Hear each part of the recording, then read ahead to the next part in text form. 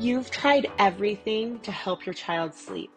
You've read the books, done the courses, listened to the influencers, and it seems like no one in your house has slept since the baby was born.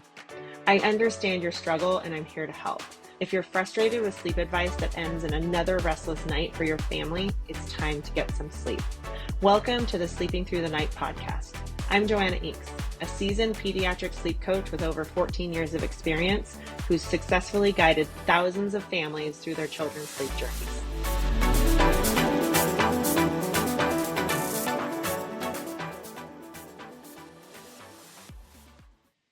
Hi, and welcome to season 1, episode 5 of the Sleeping Through the Night podcast. And today we're talking about newborns that won't sleep at night. So if you have a newborn that won't sleep at night, this is for you.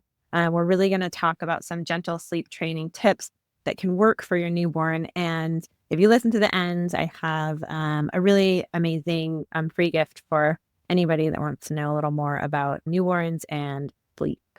So today we'll talk about 6 things that parents should know about their newborns and sleep.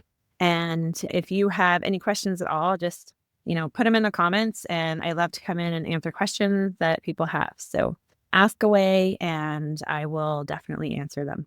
So my own personal journey with my own children was teaching them to be amazing sleepers when they were teeny tiny newborns. And the reason why is because when my first son was born, he was not a great sleeper, of course, because most newborns aren't. About 80% of new babies are not great sleepers. 20% are great sleepers. So if you're one of those 20%, amazing. But most people fall into the 80% category. And I actually think it's a lot higher than that, but that's always the statistic that I've heard. So he wasn't a great sleeper, and I really was not enjoying being a mom the way I imagined it to be. That's actually really hard for me to say. I've gotten better at saying that over the years because that is absolutely my truth. And when I found an amazing coach to help me teach him to be a great sleeper, he was 2 months old.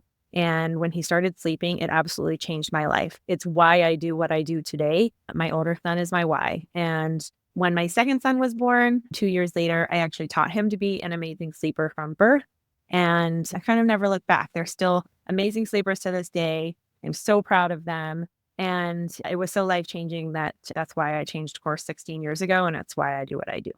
So we will get right to it. And today, like I said, we're talking about newborns that won't sleep at night. And I'm going to give you kind of 6 gentle sleep training tips that work. So one thing, and the first thing we're going to start with, is just that newborns really have no concept of day or night. So your days can really run into your nights, and it kind of feels like there's really no differentiation between the two. And there really shouldn't be. A newborn baby needs to eat like 10 to 12 times in 24 hours. And if you're doing that, you're basically feeding them, about every 2 hours around the clock. And that's a really normal schedule for a newborn to have. So they basically sleep, eat, and oftentimes, unfortunately, they cry. And sometimes they cry for no reasons at all. And obviously, if there's something medically wrong with your newborn, please seek medical attention.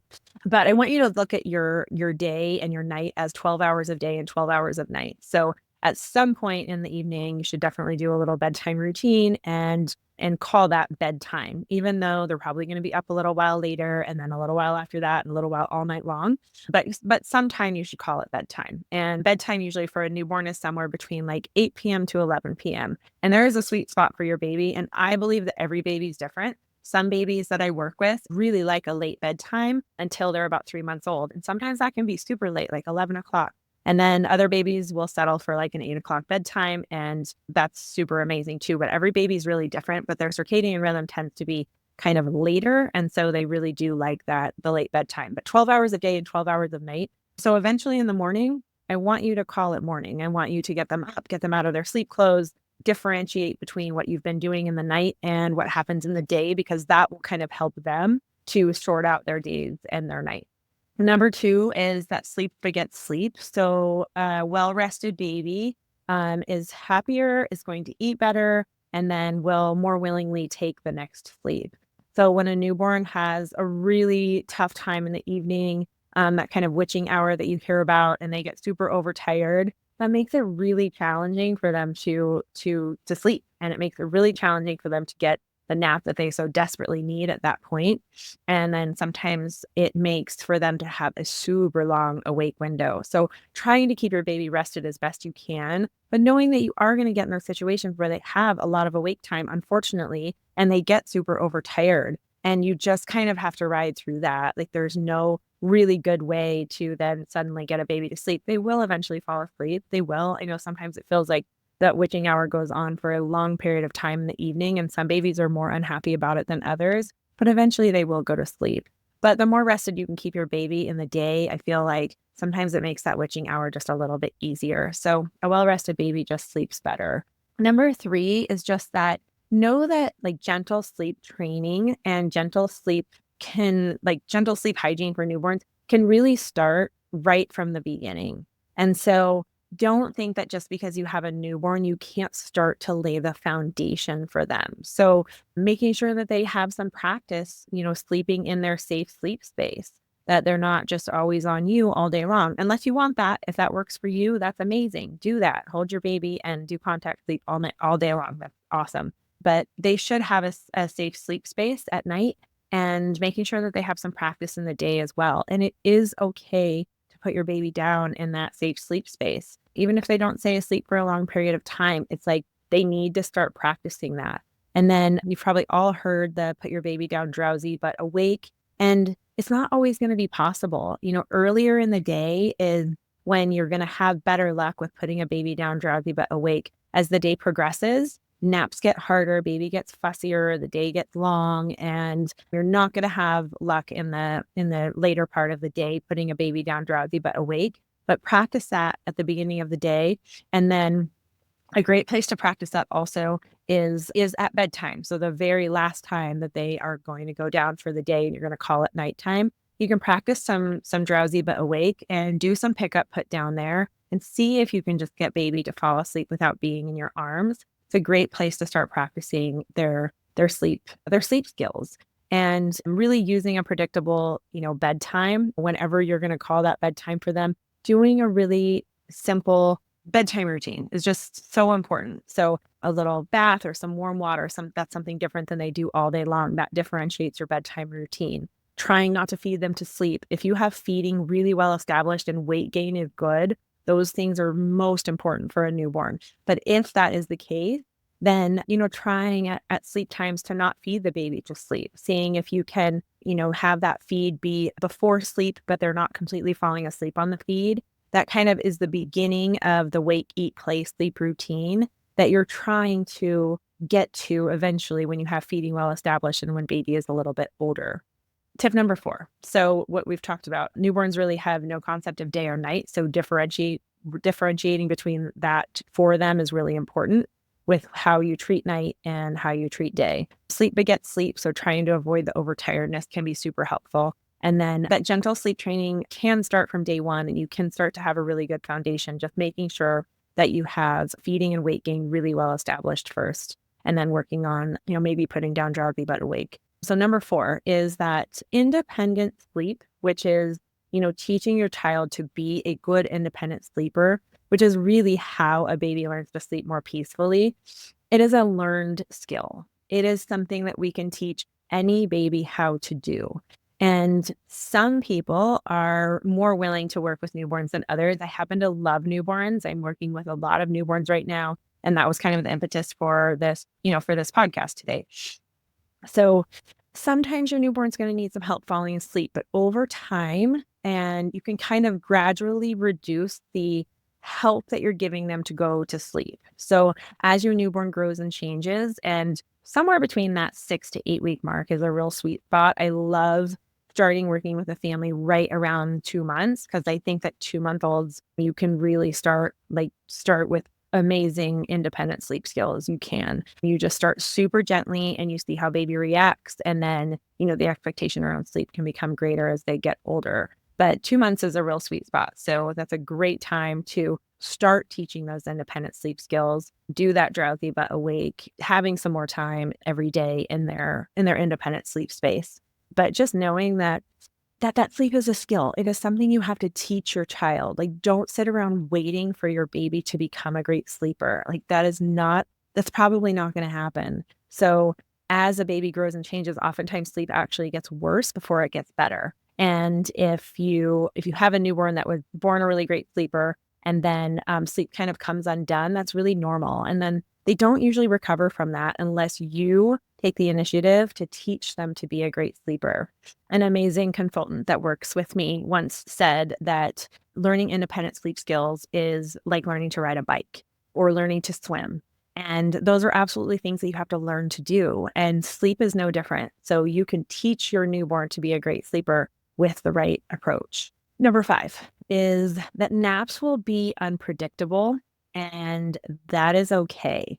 Like chronic 30-minute naps happen, and sometimes they're not super restful. But if a baby's falling asleep in your arms and you're setting them down and they're waking up, 15 to 30 minutes later, it's because they're falling asleep in your arms. And so you're going to have unpredictable naps.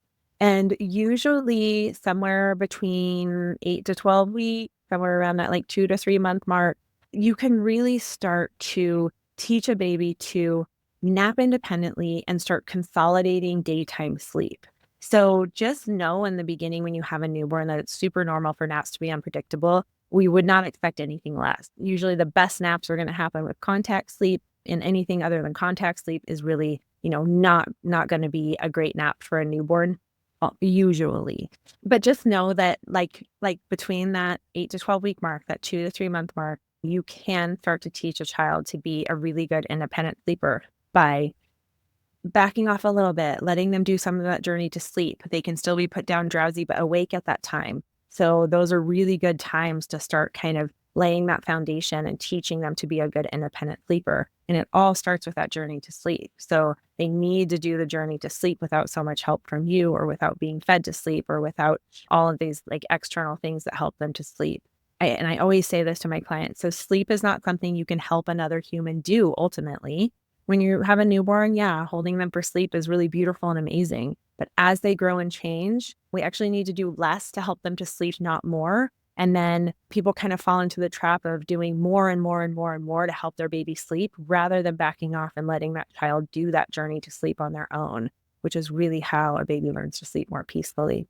So, and then just number 6 is that you can start to set the stage for your child to sleep through the night at a very early age. So if you create a really strong sleep foundation starting at about, 2 months, then most of my newborn clients start sleeping through the night 11 to 12 hours of consolidated nighttime sleep, sometime between 10 to 13 weeks. So you can lay that foundation really quickly for them with starting with independent sleep skills, letting them do that journey to sleep, letting them practice, in their crib so that they get some crib time and they're not always just sleeping on you. But you really can set the stage for a newborn. And I like people to know that that is possible, because I think so many people think that it's not, and they just kind of tough it out in those newborn months and ride it out. And then once they even get to, 4 months, which we all hear about, the dreaded 4-month sleep regression, then they still have a terrible sleeper, and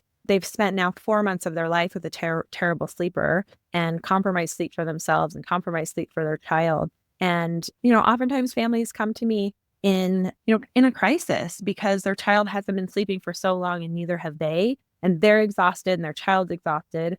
And if you start from that newborn stage, I just feel like you avoid so many issues down the road. Like a perfect example is I'm working with a little 3-month-old right now.